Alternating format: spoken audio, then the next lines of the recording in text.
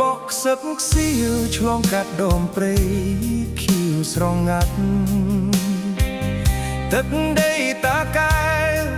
ស្រស់បោះភូផងក្រៃភ្នំជីសូអើយជួយឆ្លើយប្រាប់ផងដួងហាតីថាបងស្រឡាញ់ស្រីនារីក្រមុំតាកែវសក់ខ្មៅរលោងញញឹមស្ងួតស្ងន់គ្មានពីសាច់សក់ใจភោផងសំជាកុលធីតាចោះពីលើផ្ទះស្លៀកសំពត់ហូផាមួងរងរឿងថ្លាធ្វើឲ្យចិត្តរើដាណា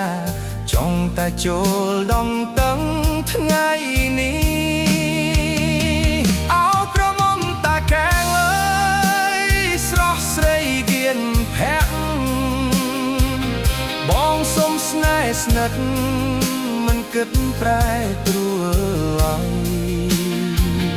ទោះដីហូរហែឬទឹកទន្លេបាំងត្រាយបងនៅតែស្រឡាញ់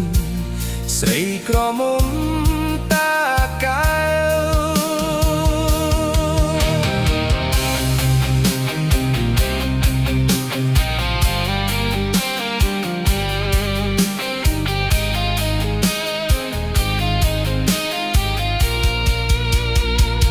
ទូកងបន្តែស្លើបដី